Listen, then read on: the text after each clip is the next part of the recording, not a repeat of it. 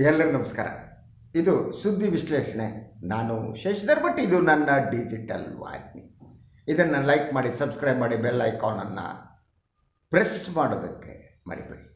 ಹಾಗೆಯೇ ಸಾಧ್ಯ ಆದರೆ ನಿಮ್ಮ ಕೈಲಾದ ಸಹಾಯವನ್ನು ಮಾಡಿ ಸ್ವತಂತ್ರ ಪತ್ರಿಕೋದ್ಯಮಕ್ಕೆ ತಮ್ಮ ಕೃಪಾಶೀರ್ವಾದ ನನ್ನ ಮೇಲೆ ಸದಾ ಇರಲಿ. ಎಸ್, ಕೇಂದ್ರ ವಿತ್ತ ಸಚಿವೆ ಶ್ರೀಮತಿ ನಿರ್ಮಲಾ ಸೀತಾರಾಮನ್ ನಿರ್ಮಲಕ್ಕ ನಿನ್ನೆ 2024-25 ಸಾಲಿನ ಮಧ್ಯಂತರ ಮುಂಗಡ ಪತ್ರವನ್ನು ಅವರು ಮಂಡಿಸಿದರು. ಈ ಬಗ್ಗೆ ಹಲವು ರೀತಿಯ ಚರ್ಚೆಗಳು ನಡೀತಾ ಇವೆ. ಆದರೆ ನಿರ್ಮಲಕ್ಕ ನಮಗೆ ಕನಸುಗಳನ್ನು ಮಾರಾಟ ಮಾಡಿದ್ದಾರೆ. 2047 ಹೊತ್ತಿಗೆ ಭಾರತ ವಿಕಸಿತ ಭಾರತ ಆಗುತ್ತೆ ಅನ್ನೋದು. ನಮ್ಮಲ್ಲೊಂದು ಪರಂಪರೆ ಇದೆ, ಗಾಳಿಪಟ ಹಾರಿಸೋದು ಅಂತ. ಸಣ್ಣ ಇರಬೇಕಾದ್ರೆ ನೀವು ಎಲ್ಲ ಹಾರಿಸಿರ್ಬೋದು, ನಾವು ಗಾಳಿಪಟವನ್ನು ಹಾರಿಸಿದ್ದೇವೆ. ಸೊ ಈ ಗಾಳಿಪಟ ಮೇಲೆ ಆಕಾಶಕ್ಕೆ ಹೋಗಿ ತಲುಪುತ್ತೆ ಅಂತ ನಮಗೆ ಕನಸಿರುತ್ತೆ. ಗಾಳಿಪಟ ಹಾರ್ತಾ ಇರುತ್ತೆ. ಅದು ಎಲ್ಲಿಯವರೆಗೆ ಹಾರಬಹುದು ನಮಗೆಲ್ಲ ಗೊತ್ತು. ಆದರೆ ಗಾಳಿಪಟ ತುಂಬ ಸುಂದರವಾದದ್ದು. ಅದನ್ನು ಮಾಡುವುದೇ ಇದೆಯಲ್ಲ, ಅದಕ್ಕೊಂದು ಚಾಕಚಕ್ಯತೆ ಬೇಕಂಡ್ರಿ. ಅದಕ್ಕೆ ಬಣ್ಣದ ಕಾಗದವನ್ನು ಅಂಟಿಸಿ ಇನ್ನೊಂದು ಮಾಡಿ ಗಾಳಿಪಟ ಹಾರಿಸೋದು.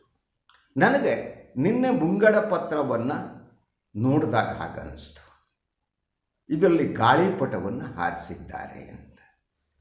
ಸೊ 2047 ವಿಕಸಿತ ಭಾರತ ನಿರ್ಮಾಣ ಆಗುತ್ತೆ ಅಂತ. ಆ ವಿಕಸಿತ ಭಾರತವನ್ನು ನಿರ್ಮಾಣ ಮಾಡೋದಕ್ಕೆ 2047 ನಮಗೆ ಅಧಿಕಾರವನ್ನು ಕೊಡಿ ಅಂತ. ಅವರ ಟಾರ್ಗೆಟ್ ಇರುವುದು 2047. ಅಲ್ಲಿಯವರೆಗೆ ನಾವು ಅವರಿಗೆ ಸಮಯಾವಕಾಶವನ್ನು ಕೊಡಬೇಕು, ಅವರು ಗಾಳಿಪಟವನ್ನು ಹಾರಿಸ್ತಾ ಇರಬೇಕು. ಆದರೆ ನಿಜವಾದ ಅಂಕಿಅಂಶಗಳು ಏನು ಹೇಳ್ತವೆ? ನಾವು ಒಂದು ನಿರ್ಮಲವಾಗಿ ಮನಸ್ಸನ್ನು ಖಾಲಿ ಮಾಡಿಕೊಂಡು ನೋಡಬೇಕು. ಆರ್ಥಿಕತೆ ಅನ್ನುವುದು ಚುನಾವಣಾ ಭಾಷಣ ಅಲ್ಲ, ಅದಕ್ಕೊಂದು ತಜ್ಜತೆ ಬೇಕು. ಅದಕ್ಕೆ ನಾವು ಈ ದೇಶದ ಆರ್ಥಿಕತೆಯನ್ನು ಎತ್ತ ಕೊಂಡೊಯ್ಯುತ್ತಿದ್ದೇವೆ ಅನ್ನೋದು. ಸೊ ನಿರ್ಮಲಾ ಸೀತಾರಾಮನ್ ಅವರು ಅತಿ ಕಡಿಮೆ ಅವಧಿಯ ಭಾಷಣವನ್ನು ನಿನ್ನೆ ಮಾಡಿದರು. ಅದು 1 ಗಂಟೆಗೂ ಕಡಿಮೆ ಇತ್ತು. ಆ್ಯಕ್ಚುಲಿ ಅವರು ಈ ಹಿಂದೆ ಕಳೆದ ವರ್ಷ 87 ನಿಮಿಷ ಅನಿಸುತ್ತೆ ಭಾಷಣ ಮಾಡಿದರು. ಅದಕ್ಕೂ ಹಿಂದೆ ಸುಮಾರು 2 ಗಂಟೆಗಳ ಕಾಲ ಮಾಡಿದರು. ಈ ಸಲ ಆ ಅವಧಿ ಕಡಿಮೆ ಆಗಿದೆ. ಐ ಅಂಡರ್ಸ್ಟ್ಯಾಂಡ್, ಮಧ್ಯಂತರ ಆದಂಥ ಒಂದು ಮುಂಗಡ ಪತ್ರ ಆಗಿರುವುದರಿಂದ ಹೇಳೋದಕ್ಕೆ ಹೆಚ್ಚಿರಲ್ಲ. ಚುನಾವಣೆ ಮುಗಿದ ಮೇಲೆ ಪೂರ್ಣ ಪ್ರಮಾಣದ ಮುಂಗಡ ಪತ್ರವನ್ನು ಮಂಡಿಸ್ಬೋದು. ಆದರೆ ಈ ಮುಂಗಡ ಪತ್ರದಲ್ಲಿರುವ ಕೆಲವು ಅಂಶಗಳೇನಿವೆ ಅವು ಚರ್ಚೆಗೆ ಆಹಾರವಾಗಿವೆ. ಸೊ ಅವರ ಆದ್ಯತೆಯ ಬಗ್ಗೆ ಅವರು ಹೇಳೋದ್ರಿಂದ ನಾನು ಈ ವಿಶ್ಲೇಷಣೆಯನ್ನು ಪ್ರಾರಂಭಿಸ್ತೀನಿ. ಯಾರಿಗೆ ಆದ್ಯತೆಯನ್ನು ಕೊಡ್ತಾರೆ ಅನ್ನೋದ್ರ ಬಗ್ಗೆ ನಿರ್ಮಲಕ್ಕ ಹೇಳಿದ್ದಾರೆ.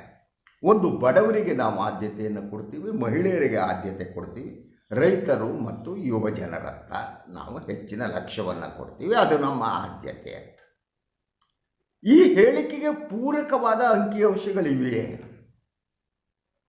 ಬಡವರತ್ತ ನೀವು ಲಕ್ಷ್ಯ ಕೊಡ್ತೀರಿ ಅದರ ಅರ್ಥ ಏನು? ಬಡತನ ರೇಖೆಯಿಂದ ಸುಮಾರು 25 ಕೋಟಿ ಜನ ಏನಿದ್ದಾರೆ ಅವರು ಹೊರಗಡೆ ಬಂದಿದ್ದಾರೆ ಅನ್ನುವ ಮಾತನ್ನು ಕೂಡ ಕೇಂದ್ರ ವಿತ್ತ ಸಚಿವೆ ಹೇಳ್ತಾರೆ. ನಿಜವಾಗಿ 25 ಕೋಟಿ ಜನ ಬಡತನ ರೇಖೆಯಿಂದ ಮೇಲಕ್ಕೆ ಬಂದಿದ್ದಾರೆ. ಅವರ ಬಡತನ ನಿವಾರಣೆಯಾಗಿದೆ. ಸೊ ಎಸ್ಪೆಷಲಿ ಹಣದುಬ್ಬರದ ಪ್ರಮಾಣ ಏನು ಹೆಚ್ಚುತ್ತಾ ಇದೆ, ಅದರಿಂದಾಗಿ ಸಾಮಾನ್ಯ ಜನ ಬದುಕುವುದು ಕಷ್ಟ ಆಗಿದೆ.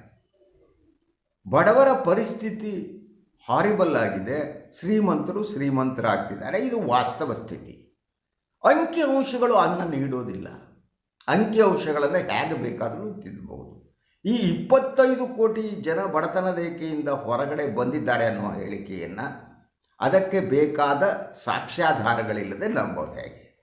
ಬಡತನ ಈ ದೇಶದಲ್ಲಿ ಕಡಿಮೆ ಆಗಿದೆಯಾ? ನಾವೇ ಈ ಪ್ರಶ್ನೆಯನ್ನು ಕೇಳ್ಕೋಬೇಕು. ಸೊ ಇನ್ನು ರೈತರ ವಿಚಾರಕ್ಕೆ ಬಂದರೆ, ಗ್ರಾಮೀಣ ಆರ್ಥಿಕತೆ ಕುಸಿತಾ ಇದೆ. ಅದನ್ನು ಮೇಲೆತ್ತುವುದಕ್ಕೆ ನೀವೇನನ್ನು ಮಾಡಿದ್ದೀರಿ? ಸೊ ಕೃಷಿ ಉತ್ಪನ್ನಗಳ ಬೆಲೆಯ ಫ್ಲಕ್ಚುವೇಷನ್ ಏನಿದೆ, ಆ ಫ್ಲಕ್ಚುವೇಷನ್ನು ರೈತರನ್ನು ಹೈರಾಣಾಗಿ ಮಾಡಿದೆ. ಆ ಕಾರಣಕ್ಕೆ ರೈತರ ಸಾಲ ಮನ್ನಾ ಮಾಡುವ ವಾತಾವರಣ ಈ ದೇಶದಲ್ಲಿ ಸೃಷ್ಟಿಯಾಗಿದೆ, ಕೆಲವು ಸರ್ಕಾರಗಳು ಮಾಡಿವೆ. ಗ್ರಾಮೀಣ ಆರ್ಥಿಕತೆ GDPಯಲ್ಲಿ ಹೆಚ್ಚಿನ ಪ್ರಮಾಣದ ಪಾಲು ಕೊಡ್ತಾ ಇದೆ, ಏನು ಪಾಲಿದೆ, ಆದರೆ ಅದಕ್ಕೆ ಸರಿಸಮಾನವಾದ ಏನು ವ್ಯವಸ್ಥೆ ರೈತರಿಗೆ ಆಗ್ತಾ ಇಲ್ಲ. ಗ್ರಾಮೀಣ ಆರ್ಥಿಕತೆ ಕುಸಿತ ಕಾಣ್ತಾ ಇದೆ. ನೀವು ಈ ಗ್ರಾಮೀಣ ಆರ್ಥಿಕತೆಯ ಕುಸಿತದ ಬಗ್ಗೆ ನೀವು ಮಾತನಾಡಲ್ಲ, ಆದರೆ ನಮ್ಮ ಆದ್ಯತೆ ರೈತರ ಬಗ್ಗೆ ಅಂತ ಹೇಳ್ತೀರಿ. ನಿಮ್ಮ 4 ಕ್ಷೇತ್ರಗಳ ಜನರ ಆದ್ಯತೆಯ ಬಗ್ಗೆ ನಿರ್ಮಲಕ್ಕ ಮಾತಾಡಿದ್ದಾರೆ. ಗ್ರಾಮೀಣ ಆರ್ಥಿಕತೆ ಪ್ರಬಲಗೊಳಿಸೋದಕ್ಕೆ ನೀವೇನು ಮಾಡಿದ್ದೀರಿ? ಅದರ ಜೊತೆಗೆ ಬಹಳ ಕಾಲದಿಂದ ಕಾಡುತ್ತಿರುವ ಕೃಷಿ ಉತ್ಪನ್ನಗಳ ವೈಜ್ಞಾನಿಕ ಬೆಲೆ ಏನಿದೆ, ಅದರ ಬಗ್ಗೆ ನಿಮ್ಮ ಕನಸೇನು? ಸಾಮಾನ್ಯವಾಗಿ ಎಲ್ಲ ಉತ್ಪನ್ನಗಳೇನಿರ್ತವೆ, ಯಾರು ಉತ್ಪನ್ನ ಮಾಡ್ತಾರೋ ಅವರು ಬೆಲೆ ನಿಗದಿಯನ್ನು ಮಾಡ್ತಾರೆ. ಆದರೆ ಕೃಷಿ ಉತ್ಪನ್ನಗಳಿಗೆ ಸಂಬಂಧಪಟ್ಟ ಹಾಗೆ ಮಾರ್ಕೆಟ್ ಫೋರ್ಸ್ಗಳು ಬೆಲೆಯನ್ನು ನಿಗದಿಪಡಿಸ್ತವೆ. ಒಬ್ಬ ರೈತ ಶೇಂಗಾ ಬೆಳೆದರೆ, ಒಬ್ಬ ರೈತ ಭತ್ತ ಬೆಳೆದರೆ, ರಾಗಿ ಬೆಳೆದರೆ ಅದರ ಬೆಲೆ ಎಷ್ಟಿರುತ್ತೆ ಅನ್ನೋದು ಅವನಿಗೆ ಗೊತ್ತಿಲ್ಲ. ನಮಗೆ ಈಗ ನೀವು ಫಾರ್ ಎಕ್ಸಾಂಪಲ್ ಯು ಟೇಕ್ ಈರುಳ್ಳಿಯ ಕುಸಿತ ಹೇಗಾಗ್ತಾ ಇದೆ. ಈಗ ಒಮ್ಮೆ 80-100 ರೂಪಾಯಿಗೆ ಹೋದಂತಹ ಈರುಳ್ಳಿಯ ಬೆಲೆ ಈಗ ನೆಲ ಕಚ್ಚಿದೆ. ಆ ರೈತನ ಪರಿಸ್ಥಿತಿ ಏನು? ಈ ಒಂದು ಕೃಷಿ ಬೆಲೆಗಳನ್ನು ಸ್ಟೆಬಿಲೈಸ್ ಮಾಡೋದಕ್ಕೆ ನೀವು ಏನು ಮಾಡಿದ್ದೀರಿ? ಆ ಯಾವುದೇ ವಿವರಗಳು ನಮಗೆ ಸಿಗಲ್ಲ, ಬರೀ ಸ್ಟೇಟ್ಮೆಂಟ್. ಇನ್ನು ಯುವಜನರ ಚಿತ್ತ ಅಂತ ಹೇಳ್ತೀವಿ. ಯುವಜನರ ಬಗ್ಗೆ ನಾವು ಕಾನ್ಸಂಟ್ರೇಟ್ ಮಾಡ್ತೀವಿ. ಇದ್ರ ಬಗ್ಗೆ ನನಗೆ ಅನುಮಾನ ಇದೆ. ಯುವಜನರಿಗೆ ಕೊಡುವ ಉದ್ಯೋಗದ ಪ್ರಮಾಣ ಹೆಚ್ಚಾಗ್ತಾ ಇಲ್ಲ, ನಿರುದ್ಯೋಗದ ಸಂಖ್ಯೆ ಹೆಚ್ಚಾಗ್ತಾ ಇದೆ. ನಾವು ಕೋಟ್ಯಾಂತರ ಜನರಿಗೆ ಪ್ರತಿ ವರ್ಷ ಉದ್ಯೋಗ ಕೊಡ್ತೀವಿ ಅಂತ ಈ ಸರ್ಕಾರ ಹೇಳ್ತಾನೆ ಇದೆ. ಎಷ್ಟು ಜನರಿಗೆ ಉದ್ಯೋಗ ಕೊಟ್ಟಿದ್ದೀರಿ? ಆ ಅಂಕಿಅಂಶಗಳಿದೆಯಾ ನಿಮ್ಮ ಹತ್ರ? ಗ್ರಾಮಾಂತರ ಪ್ರದೇಶದಲ್ಲಿ ಮತ್ತು ನಗರ ಪ್ರದೇಶದಲ್ಲಿ ನಿರುದ್ಯೋಗದ ಸಮಸ್ಯೆ ಏನಿದೆ ಅದು ತಾಂಡವವಾಡ್ತಾ ಇದೆ. ಜನರಿಗೆ ಉದ್ಯೋಗ ಇಲ್ಲ. ಈ ಬಗ್ಗೆ ನೀವು ಏನನ್ನು ಮಾಡಿದ್ದೀರಿ?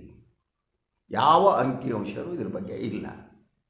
ಪ್ರತಿ ವರ್ಷ ಎಷ್ಟು ಉದ್ಯೋಗದ ಸೃಷ್ಟಿಯಾಗ್ತಾ ಇದೆ, ಯಾವ್ಯಾವ ಬಾಬದಲ್ಲಿ ಯಾವ್ಯಾವುದರಲ್ಲಿ ಉದ್ಯೋಗ ಸೃಷ್ಟಿಯಾಗ್ತಿದೆ, ಈ ವಿವರಗಳು ಇಲ್ಲ. ಇದು 2ನೇ ಅಂಶ. ಇದು 3ನೇದು ಮಹಿಳೆಯರ ಬಗ್ಗೆ ಮಾತನಾಡ್ತಾರೆ. ಮಹಿಳೆಯರ ಅಸುರಕ್ಷತೆ ಏನಿದೆ ಅದು ದಿನದಿಂದ ದಿನಕ್ಕೆ ಹೆಚ್ಚಾಗ್ತಾ ಇದೆ. ಗಾಂಧಿ ಒಂದು ಕಾಲದಲ್ಲಿ ಹೇಳಿದರು, ಮಧ್ಯರಾತ್ರಿ ಒಬ್ಬ ಮಹಿಳೆ ಸ್ವತಂತ್ರವಾಗಿ ಓಡಾಡುವಾಗ ಈ ದೇಶಕ್ಕೆ ಸ್ವಾತಂತ್ರ್ಯ ಬಂತು ಅಂದ್ಕೋಬೇಕು ಅಂತ. ಆದರೆ ಮಹಿಳಾ ಸ್ವಾತಂತ್ರ್ಯದ ಪ್ರಶ್ನೆಯ ಜೊತೆಗೆ ಅವರ ಮೇಲೆ ನಡೆಯುತ್ತಿರುವ ಅತ್ಯಾಚಾರದ ಪ್ರಕರಣಗಳು ಕಡಿಮೆ ಆಗಿದೆಯಾ? ಪ್ರತಿ ನಿಮಿಷಕ್ಕೆ ನೂರಾರು ಅತ್ಯಾಚಾರಗಳು ನಡೆಯುವಂಥ ಒಂದು ಕಾಲಘಟ್ಟಕ್ಕೆ ಬಂದು ತಲುಪಿದ್ದೇವೆ. ಮಣಿಪುರದಲ್ಲಿ ಏನಾಯಿತು? ಮಣಿಪುರದ ಮಹಿಳೆಯರ ಮೇಲೆ ಸಾಮೂಹಿಕ ಅತ್ಯಾಚಾರ ನಡೆದರೆ ಒಂದು ಸಾಂತ್ವನ ಹೇಳುವ ಯೋಗ್ಯತೆ ಕೂಡ ಈ ಸರ್ಕಾರಕ್ಕೆ ಇಲ್ಲ. ಪ್ರಧಾನಿ ಗೃಹ ಸಚಿವರು ಮಣಿಪುರಕ್ಕೆ ವಿಸಿಟ್ ಮಾಡುವವರದ್ದು ಒಂದು ಇದಿಲ್ಲ. ಸೊ ಹಾಗಿದ್ದಾಗ ಮಹಿಳೆಯರ ಬಗ್ಗೆ ಏನನ್ನು ಮಾಡಿದ್ದೀರಿ? ಮಹಿಳೆಯರನ್ನು ಯಾವುದಕ್ಕಾಗಿ ಈ ಸಮಾಜ ಬಳಸ್ಕೊತಾ ಇದೆ? ಅವರ ನೋವು, ದುಃಖ, ಅಸಹಾಯಕತೆ, ಕಣ್ಣೀರಿನ ಬಗ್ಗೆ ಏನಿದೆ ನಿಮ್ಮಲ್ಲಿ? ಅದು ಯಾವುದೂ ಇಲ್ಲ. ಆದರೆ ನಾವು ಹೇಳ್ತೀರಿ ಮಹಿಳೆಯರ ಬಗ್ಗೆ ಅಂತ. ಸೊ ಇನ್ನು ಬಡವರ ಬಗ್ಗೆ ಕೂಡ ಮಾತನಾಡಿದೆ. ಬಡವರ ಬಗ್ಗೆ ಏನು ಮಾಡಿದ್ದೀರ ಅನ್ನೋದು ನನಗೆ ಕೂಡ ಅರ್ಥ ಆಗ್ತಾ ಇಲ್ಲ. ಓಕೆ ಫೈನ್, ಈ ಸರ್ಕಾರ ಇಂಡಸ್ಟ್ರಿಯಲ್ ಫ್ರೆಂಡ್ಲಿ ಅಂತ, ಉದ್ಯಮಗಳು ಇವರ ಪಾಲು, ಉದ್ಯಮಪತಿಗಳು ಇವರ ಪಾಲುದಾರರು. ಸೊ ಅತಿ ಹೆಚ್ಚು ಉದ್ಯಮಗಳಿಗೆ ನೀವು ಅವಕಾಶ ಕೊಡ್ತೀರಿ. ಹಲವು ಯೋಜನೆಗಳನ್ನು ಈ ಸರ್ಕಾರ ಮಾಡಿದೆ. ಆ ಯೋಜನೆಗಳಲ್ಲಿ ಯಾವುದು ಯಶಸ್ವಿಯಾಗಿವೆ? ಒಂದು ನಿಮಿಷ ಯೋಚನೆ ಮಾಡಿ. ಸ್ವಚ್ಛ ಭಾರತ್ ಅಂತೂ ಹೊಡೆಸ್ಕೊಂಡು ಹೋಯಿತು. ಮೇಕ್ ಇನ್ ಇಂಡಿಯಾ ಏನಾಯ್ತೋ ಯಾವನಿಗೂ ಗೊತ್ತಿಲ್ಲ. ಅದಕ್ಕೆ ಸಂಬಂಧಪಟ್ಟ ಅಂಕಿಅಂಶಗಳು ಯಾವುದು? ಅದು ಇಲ್ಲ. ಅದರ ಜೊತೆಗೆ ನೀವು ಫಾರಿನ್ ಡೈರೆಕ್ಟ್ ಇನ್ವೆಸ್ಟ್ಮೆಂಟಿಗೆ ಬನ್ನಿ. ವಿದೇಶಿ ನೇರ ಬಂಡವಾಳದ ಹೂಡಿಕೆ ಏನಿದೆಯಲ್ಲ, ಅದು ಕಳೆದ 6 ತಿಂಗಳ ಅವಧಿಯಲ್ಲಿ ಕುಸಿದಿದೆ, ನೆಲ ಕಚ್ಚಿದೆ. ಈ ಬಗ್ಗೆ ಯಾರು ಮಾತನಾಡ್ತಾ ಇಲ್ಲ, ಮಾಧ್ಯಮಗಳು ಮಾತನಾಡಲ್ಲ. ಯಾಕಂದ್ರೆ ಮಾಧ್ಯಮಗಳು it's a part of government ಅಂತ. ಇವತ್ತು ಮಾಧ್ಯಮಗಳು ಈ ಒಂದು ಪ್ರಭುತ್ವದ ಭಾಗವಾಗಿವೆ ಮತ್ತು ಈ ಪ್ರಭುತ್ವವನ್ನು ಉಳಿಸುವುದೇ ನಮ್ಮ ಕರ್ತವ್ಯ. ನೀವು ನಿನ್ನೆ ಕೆಲವು ಮಾಧ್ಯಮಗಳನ್ನು, ಕನ್ನಡದ ಚಾನೆಲ್ಗಳನ್ನು ನೋಡಿರ್ಬೋದು. ಈ ಮುಂಗಡ ಪತ್ರದ ಬಗ್ಗೆ ಎತ್ತಿರುವ ಆಕ್ಷೇಪಗಳು ಮತ್ತು ಟೀಕೆಗಳ ಬಗ್ಗೆ ಏನಿದೆ ಅದರ ಬಗ್ಗೆ ಕವರೇಜೇ ಇಲ್ಲ. ಕೇವಲ ನಿರ್ಮಲಕ್ಕ ಏನು ಹೇಳಿದ್ರು, ಮೋದಿಯವರು ಏನು ಹೇಳಿದ್ರು, ವಿಕಸಿತ ಭಾರತ 2047 ಅನ್ನೋದನ್ನು ಪ್ರಚಾರ ಮಾಡ್ತಾ ಮಾಧ್ಯಮಗಳು ಕುಳಿತಿವೆ. ಸೊ ಒಟ್ಟಾರೆ ಸಾಲದ ಪ್ರಮಾಣ ಏನಿದೆ, ಆ ಸಾಲದ ಪ್ರಮಾಣ ನಿರ್ಮಲಾ ಸೀತಾರಾಮನ್ ಅವರು ನೀಡಿದ ಅಂಕಿಅಂಶಗಳ ಪ್ರಕಾರನೇ ಈ ಬಾರಿ ಸುಮಾರು 10 ಲಕ್ಷಕ್ಕೂ ಹೆಚ್ಚು ಕೋಟಿ ಹಣ ಏನಿದೆ ಅಷ್ಟು ಸಾಲ ಮಾಡಬೇಕಾದ ಸ್ಥಿತಿ ಬಂದಿದೆ. 2014ರಿಂದ ಇವತ್ತು 2024ರವರೆಗೆ ಪ್ರತಿ ವರ್ಷ ಸಾಲದ ಪ್ರಮಾಣ, ಸರ್ಕಾರ ತೆಗೆದುಕೊಳ್ಳುವ ಸಾಲದ ಪ್ರಮಾಣ 3 ಪಟ್ಟು 4 ಪಟ್ಟು 5 ಪಟ್ಟು ಹೆಚ್ಚಾಗ್ತಾ ಇದೆ. ಅಂದರೆ ಒಂದೆಡೆ ನೀವು ಸಾಲವನ್ನು ಮಾಡ್ತಿದ್ದೀರಿ, ಮಾಡಿರುವ ಸಾಲವನ್ನು ಯಾವುದಕ್ಕೆ ಬೇಯಿಸ್ತಾ ಇದ್ದೀರಿ? ನೀವು